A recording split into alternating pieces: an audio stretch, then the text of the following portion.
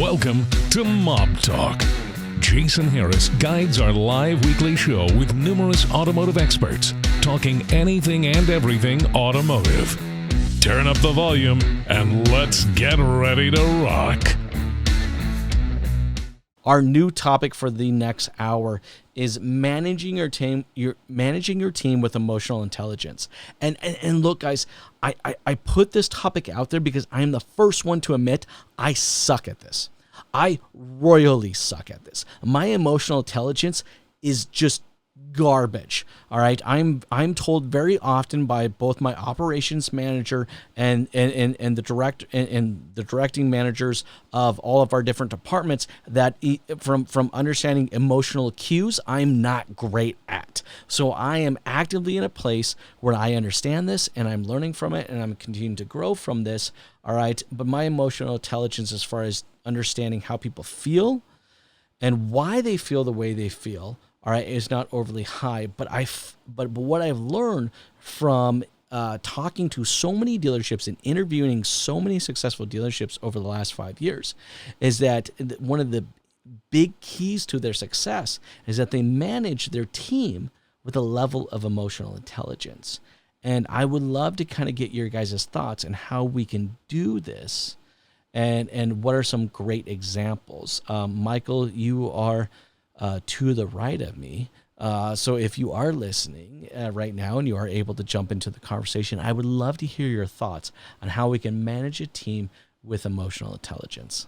Awesome topic. It's look, it's going back to, I suppose, whether the big question is whether this can be as a thing that, that it comes naturally or if it's something that you can learn. Mm-hmm. I've actually been studying a lot of Jordan Peterson at the moment. I like that. That guy's cool. Cool cat. Yeah, and look, in terms of emotional intelligence, at the moment, I really don't think there's too many more people in the world that are probably highly qualified as himself. And in his latest book, he even goes into the point where self-diagnosis of his own emotional intelligence was probably his number one downfall in performance for a period of time because he got so controlled over it that he lost his own identity in who he was. So in regards to, I suppose, when I've managed teams and my own team at the moment, we've got team members from all around the globe in different cities and countries and so on, is that from a management point of view, it's really just being aware that there is so much going on, but in regards to taking a more bought-in approach to your team and actually taking the time to actually know the team and what makes them tick. What they show isn't necessarily, and perceive isn't necessarily what makes them want to perform and what makes them want to go to new levels. Mm-hmm. Look, emotional intelligence, I could stay on this all day. It's a huge topic. It's just, it's endless, really. It is. I'm agreeing with you. It is an endless topic. And I think kind of the point of tonight's conversation is that there's no wrong or right answer here. It's just I would love to kind of get everyone's thoughts on how we can emotionally connect and use our understanding of why people feel the way they feel to better manage a team. Thank you. Thank you so much for participating in that. I really appreciate it, man. All right, Mike, you're up. You are the next one on my list. I would love to kind of get your thoughts. The topic of tonight is managing your team with emotional intelligence, or EQ. I'm not actually going to start just using the word EQ. I hope you guys don't mind. I'm the first one to admit that my EQ sucks. But I do understand that the most successful companies out there are able to manage teams and develop culture through a level of EQ. Mike, I would love to kind of get your thoughts on this. Thanks, man. My old man always taught me, hey, learn to walk in another person's shoes. And I witnessed this, firsthand as, we would go down to the Irish American home and he had a couple of pops. I would play Irish football on the field. I'd come in and he would have an argument and just melt the face off the who he was talking to. And then 5 minutes later, they're having a drink. Like, you know, I'm like, how do you do that? I mean, you don't hold a grudge, but they knew where he stood, and that was evident when he was, a lieutenant in the fire department, right? But he was intricate in changing the immigration law, which Bush 1 signed into law. And I was like, wow. And all the guys at the Irish Club were like, hey, you're just spinning your wheels. You're just a lieutenant in the fire department. I mean, give it up. And he said to him at the celebration, he was talking to his quote unquote friend who said this to him. He goes, next time you send me packing with a notion that I'm just spinning my wheels, check out the thread on the wheels before you send me off. I always remember that. But it was the ability to walk in this another person's shoes that you always knew where he stood, but at the same time, hey, we're okay now. Let's forget it, move forward, and continue our friendship. And that's what, built such respect for him. Not just because I'm a son, but it made him one of my heroes in life, that I can always go back to those episodes. And I always knew where he stood, but everybody else knew where he stood. And that's the lesson that I learned, is to not rip off somebody's face in public and then put my arm around them, to not do that and still know and still walk in another person's shoes, to empathize. And that's the most powerful word I've learned through this epidemic. And when I listen to what you're talking about, that's what I'm hearing, is how we empathize with someone. And look, guys, I gotta be honest with you. I'm the first one to admit I'm not great at this. All right, look, and I think in the industry we're not great at this. All right, the automotive industry is based on suck it up, buttercup. All right, check it at the door, okay? Because once you walk through that door. Exactly. Like whatever happened in your life, I don't give a shit what it is. All right. Just leave it at the door. All right. Check it at the door. So that's why I want to have this topic. Hey, Michael, if you're still listening, I would love to kind of hear your thoughts on this. Because I think there's a huge opportunity for us as an industry to continue to manage our team, or have the opportunity to manage our team from a level of EQ. Michael, would anything you'd like to add to this? Michael Kennedy. I was like, wait a minute, which Michael? I know. Sorry, I didn't realize I had a couple Michaels up there, but I actually got a bunch. Let's just start our own Michael room. That's it. All right, Jason, you're fired. Me and Michael are going to go. All right, fair enough. You guys go do your own stuff. Yeah, it's cool. So from a freelancer standpoint or a vendor standpoint, I'm not always doing my job by myself. Sure. So I do have a team around me. Yes, I do the recordings of the commercials, and I do my own editing and what have you. But a lot of times with smaller businesses that I work with, right, I don't just do car stuff, but with smaller businesses, sometimes they'll reach out to me for photography references or videography references, or sure, they want to have their own certain engineer. They want to be there in person to direct me at a specific studio of their choice. And at the end of the day, it doesn't matter who was working on that project. It's my ass on the line. It's my name attached to it. For me, it's starting with just trusting who the people are. Trust, yeah. Trust above all at the very beginning of it. And then I think, I don't remember who said it earlier. I think perhaps Lou, it was you, forgive me. Just knowing what makes people tick. Yep. Knowing the nuances of people, right? I might be a lot more enthusiastic about a particular project than, I have a buddy of mine who's a wonderful photographer, but he's incredibly dry.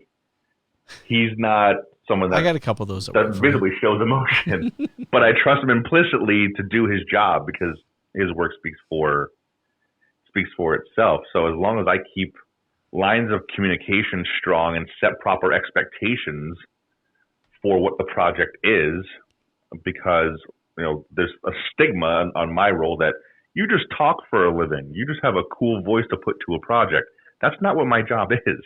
My job is to understand what the client's project is, what they're trying to achieve with that project, and then help them do that using my voice. That's what my actual job is.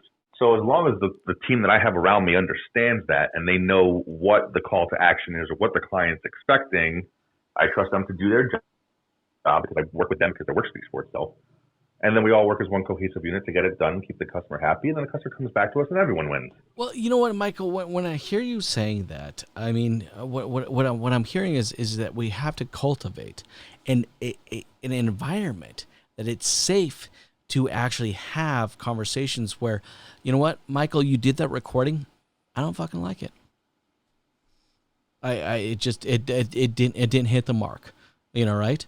But I as a leader, all right, if I'm going to be the leader that I'm supposed to be, all right, I need to cultivate an environment or a place where that we can actually have open conversations like that, and that's being kind of using my EQ but being able to connect and saying, you know what, I'm not digging it, man.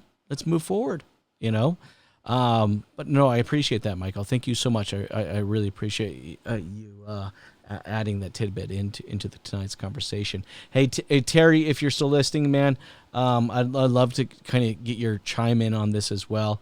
We're talking about managing your team with EQ. I'm the first one to admit that I do not have it. I'm pretty sure that you have a lot more than I do. But I do believe that there is a pattern of the most successful people out there do manage from a place of EQ. I have EQ and I bought and paid for it. So through divorces, through counseling. Awesome.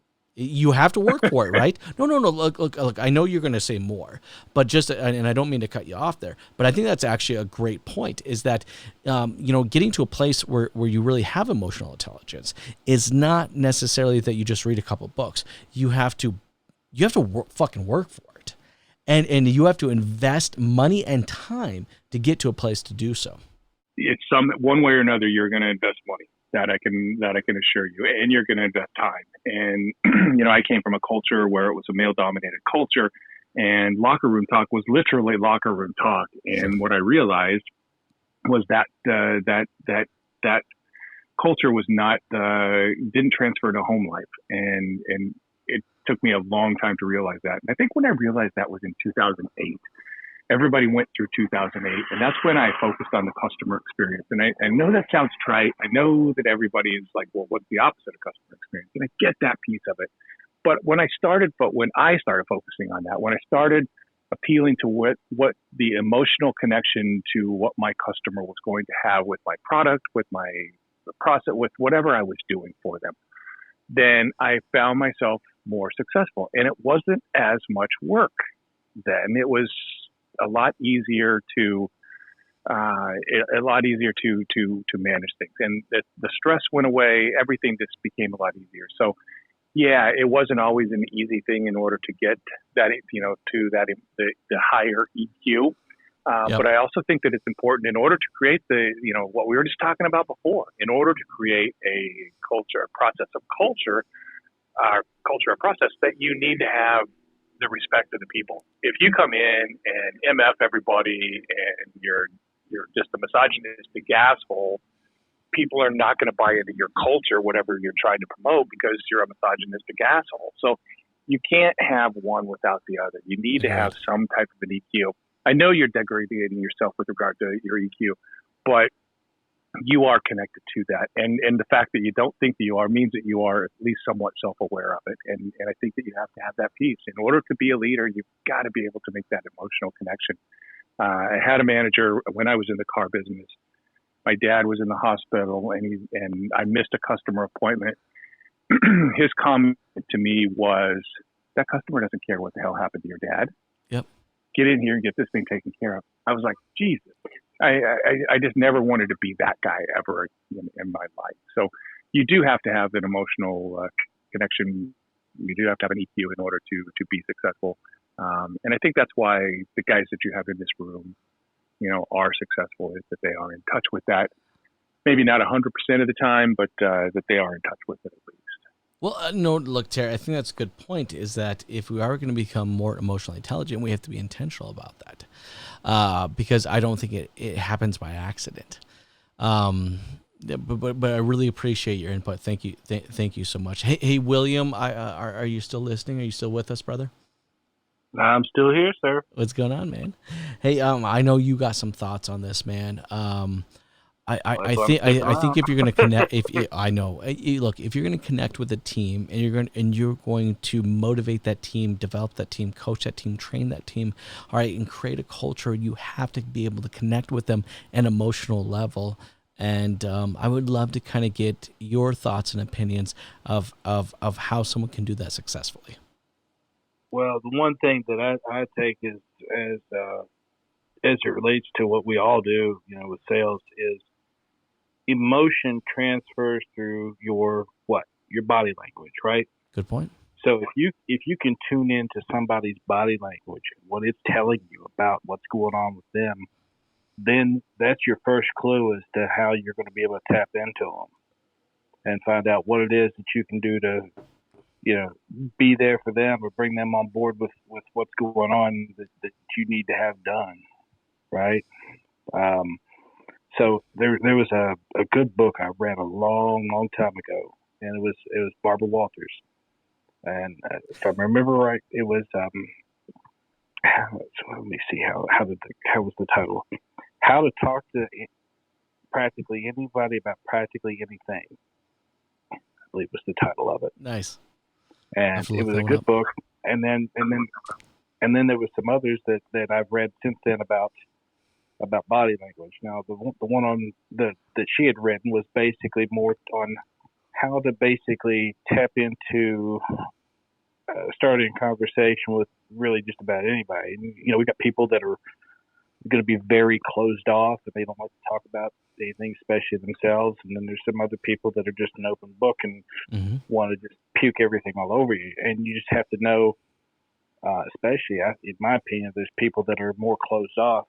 How is it that you're going to be able to be a vessel to them so they can have somebody they can pour into and pour into them as well, and be able to get them elevated to where they need to be? I mean, there's a guy on our team right now, young guy, mid-20s, and he's very brash. He says some of the most god-awful things and just has no filter whatsoever.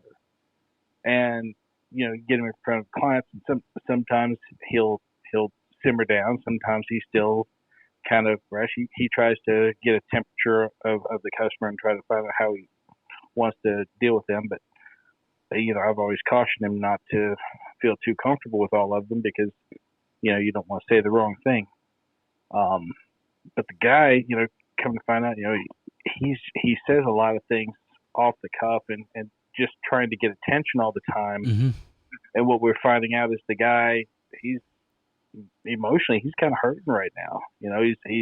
He'd gone through, he was engaged to this girl and they moved in together and it didn't work out. They quickly broke up right after that. And he's been seeing a therapist and all this stuff. You know what, William, you touch on a topic that I think is actually really important.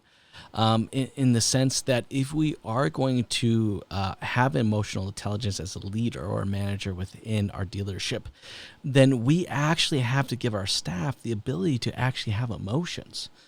Look, I kind of said it earlier, but this is very true because I still hear this today. How often do you hear a manager tell a staff member, "Suck it up, Buttercup, check it out the door"? All right, if we're going to be able to connect to our staff at an emotional level, then we actually have to let them fucking feel emotions, and that's what it sounds like you're saying. Yeah, I mean, everything's like just taking no different than grief. Grief's a process, right? You can go through it. Nobody goes through it quickly. Some faster than others. But even still today, I lost my mom over 20 years ago, and I still, have feelings of grief whenever things come to my mind about that. But that, some people have deeper regrets, and that's more traumatizing to them. I was lucky not to have all that, but Of course. I mean, there was a lot of stuff that, I mean, if you unpack events like that in somebody's mind, that maybe on them, you never know what's going on. Like, you could be looking at, it's the 28th of the month. That might be like some triggered anniversary of something traumatic to them, and you would have no idea. But all of a sudden, it's affecting their work. 100%. And you have no idea why. 100%. I appreciate it. Thank you, William, so much for bringing that insight. Hey, guys, I'm just going to reset the room real quick. My name is Jason Harris. This is Automotive Talk, a sit down with the strategy mob. We are recording this conversation, so watch your fucking language.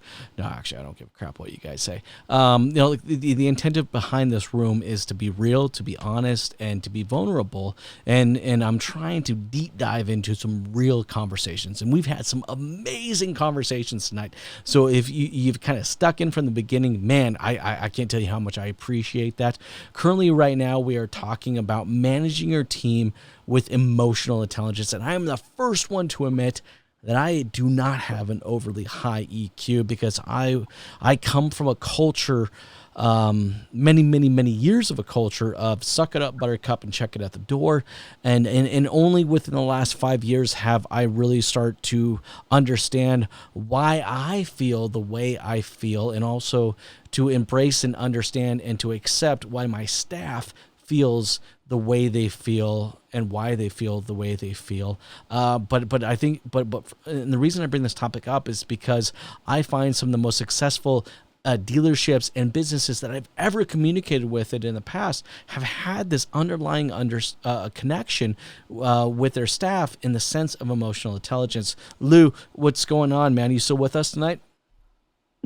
Yes, sir. Lou, I know you got some thoughts and opinions on this as far as managing your team with emotional intelligence. I'm going to let you jam about this. This sounds a little awkward, but I'm going to go give myself a bathroom break because I've only been at this at 2.5 hours. So, Lou, please go ahead and... I know, right? Jump in and because I know you got some thoughts and some actionables about how we manage our team with emotional intelligence. Absolutely. I appreciate it, Jason. Thanks again for just give me a moment and do your thing, my man. So really trying to make sure that you're adapting to your environment is all that I would really ever try to make sure that you do, and then you replicate. You're showing other people how to do what you're doing while you're in it with them. Terry, just to tie in kind of what you were asking earlier on, is it something that you experience, or is it something that you can be taught? And I think that you're taught through experience, the different levels that it takes to go to in every relationship that you have, how to go there with other people, how to adapt to what energy it is that they're bringing to the table. Because sometimes it is complete oil and water, and you guys aren't made to mesh together. And I 1,000,000% agree. You can't run in there with the mother F's and the chopping people down. You're not building anything up. But I believe coming in to a culture, setting the standard that everybody agrees is the level that the standard should be at, the level of honor that they want to live up to, and then experience at that point, knowing that everybody has a part vested inside of that experience.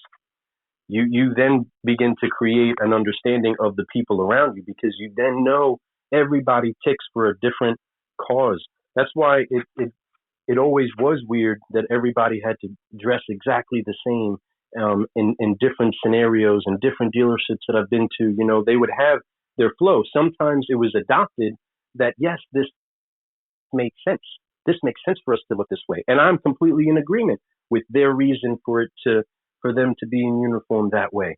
Whereas another dealership can have a completely different culture and be unified in the thought that they need to be self-expressive inside of their attire.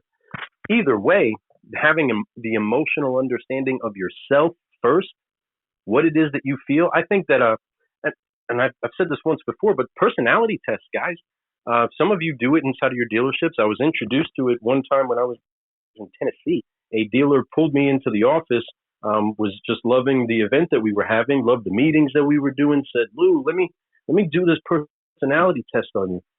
And I've never had one before. And then I went to dealt with only companies that ever did them. And then when I started to understand, why do I act like this? Why do I have a tongue that sometimes talks the way that I don't want people to talk to me? And I didn't like my managers talking to me. Why does that come out of me? Because that's not my favorite me. But my personality test helped me understand that. Helped me understand how I deal with people that don't think the way that I think, and what my natural response is, what my adaptive response is, and what my ideal response is when I don't feel stressful, right? Understanding those things in your self-awareness, you know how to adapt to the people, the different energies that are coming at you. So, no different than a martial artist that knows, okay, if a strike is approaching me this way, I need to move with its momentum and I counter this way. Eventually it becomes, yes, an experience that burns the neural pathway in your muscle memory, your emotional memory, your just all of the things of you that make your habitual self activate. You then begin to know how to flow with people. And it's the same in sales, right? I bet anybody here could take a fresh up and operate it. But I don't know who was it that said it earlier. It might have been William, but the process might be the process. But it does. It takes some people 2 hours to go through the process. Some people, it better not take more than 20 minutes. You know what I mean? And then vice versa. There's so many different scenarios where the process is still the process. This is still how the ice cream is going to get on the cone. But if you got to sit there and taste test 17 different ice creams before you pick yours, well, that's how you just process this. And we need to learn that and give way to it. And that's why I agree with the subject. Thank you, Jason, for pulling it in. No, it's you cool. guys are geniuses. Thank you for even letting me talk. Lou, just quickly, that personality test that you're talking about, was that based on the DISC model? That's one of them. I love the DISC test. I like that one. I love the DISC test. That is one of them too. There's a few. It is amazing. That DISC test is amazingly accurate. It's like creepy accurate. It's creepy accurate, exactly.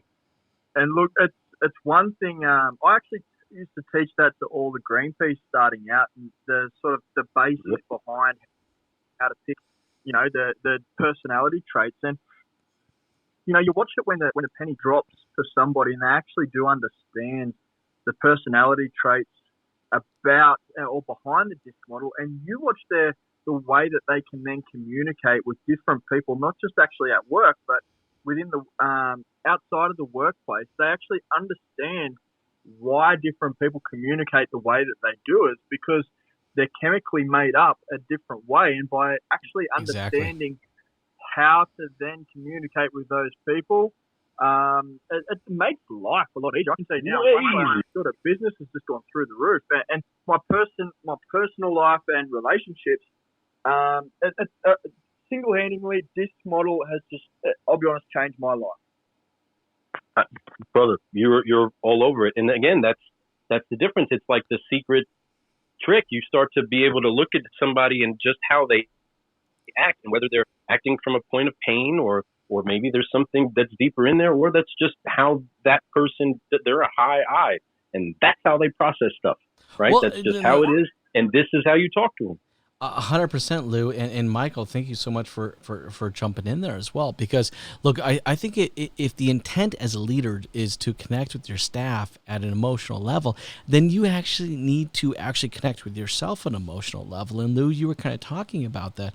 I think that first step of becoming a emotional, intelligent leader is to first take a look at yourself and to connect with yourself in an emotional way, and understand why you feel the way you feel, and why things impact you emotionally, and then I think through that self-awareness, or that journey, or looking through that mirror for the very first time, that allows you to connect with others in a much deeper way than you've ever been able to do before, and it creates an amazing sense of both leadership and team and culture, and I think it's super, super key.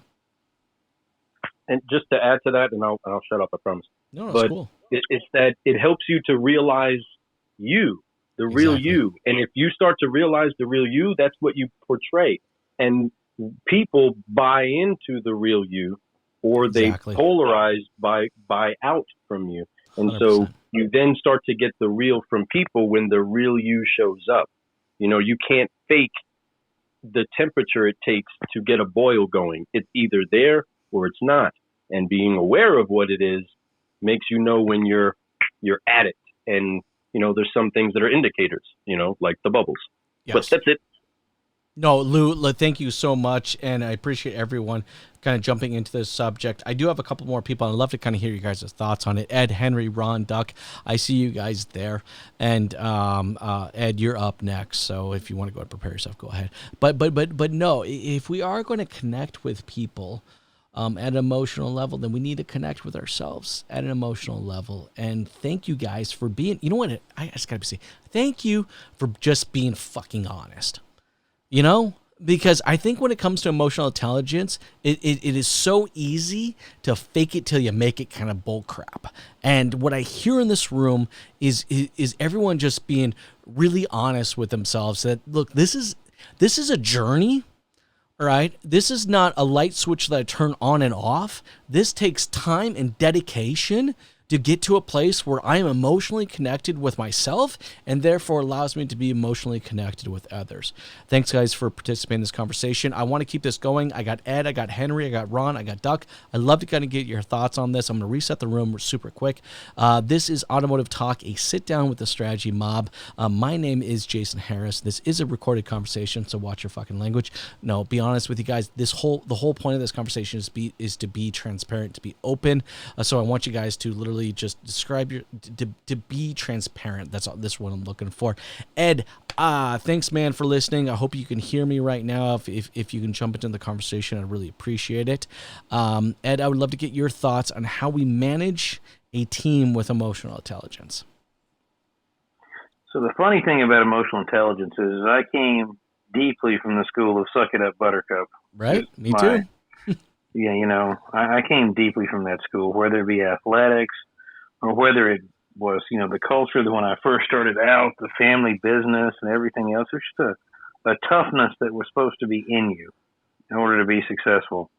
So I go to college and I go to business school and I light up the charts on emotional intelligence. So I started reading more about it, and I started bringing, you know, more stuff into my life of learning about it. So the funny thing is two things. Number one, I can give you an example from just here in the dealership I'm in right now.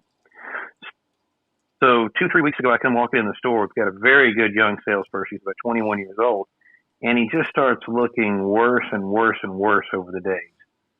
And I'm like, all right, something's up. And so I'm like, hey, what's going on with you? He comes walking in one day, and he just, you know, I could see something wasn't exactly right with him the day before, and the next day he comes in, he just looks rough. There's just like something bothering him. So I'm like, wait, what's up, man? Come on, spit it. What's going on? He said, well, you know, so when I change jobs, and, you know, I'm new to this store, I have these problems, but I've never had them as bad as I've had them now.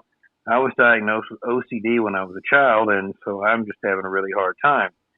So I kind of said, okay, what do we got to do to help make you, you know, help you get to where you need to get to? What can we do to help? And so we had to give him some time off. We had to give him a couple of weeks off to kind of go and work on counseling and kind of get his head back right again. Sure. He walked in after 2 weeks and sold a car today. So, I mean, there's a lot of things that you just have to be cognizant of where people are in their own lives. I mean, the car business is full of people that have issues. Yep. And, you know, mental health issues are not uncommon in the car business. In many cases, we're very accommodating to people that have those issues. I mean, my father was probably clinically depressed his entire career in the car business. He was one hell of a closer and a heck of a car dealer, but that's just where it was. I mean, Sure.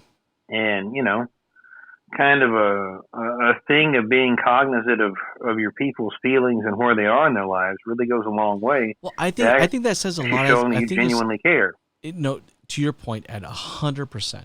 Right. I think that shows the colors of a true leader when you're cognitively aware of the emotions of your team. All right, like look, guys. To be completely honest, and look, we can all agree on this, and I'm sure we all will agree on this. Is that in our industry, all right, depression and substance abuse is a rampant thing. It just is. And as an industry, we have a level of That's two of the four horsemen of the apocalypse of this industry. 100%, man. I'm with you. But if we're going to overcome that, we have to be connected emotionally to our team. Ed, thank you so much, man. This is the dude. In fact, I actually think you kind of almost broke into a whole nother segment of this conversation. It could be an entire podcast on itself. But I'm with you on that, and thank you, Ed. Thank you for your insight. I really appreciate it. Hey, Henry, can you hear me, man? Henry, you there? It's okay, Henry, if you're not, man. You can just listen. It's totally cool with us. Duck, I got you. You're kind of next in line here. I'd love to kind of get your thoughts and opinions of how we manage a team with emotional intelligence. That's a great question. One that I'm still learning and figuring out. Right? I think we all are. Yeah. And I thought I was going to be a shoo-in to solve that problem years ago when I got promoted into management. At the time, I was selling cars, and I'm a people person, and I like people. So I was selling cars and leading the floor. So I'm selling maybe, somewhere between 25 and 30 cars a month amongst, a lot of my peers that were selling anywhere between, 6 cars and 20 cars a month. So it was like month in and month out, I'm getting all these good jobs from management and good jobs from, my sales team. And when they promoted me into management, I'm like, this is going to be the easiest job ever, because I've watched my management lead us, and they've done so many things wrong because they weren't meeting us where we were at, right? Especially the people that weren't selling 25 cars a month or 30 cars a month. So what we do is, because we found success in nice income and nice houses and nice toys and nice freedoms, we think because we have it, our team's going to automatically see how we see and do exactly what we did to get to where we're at.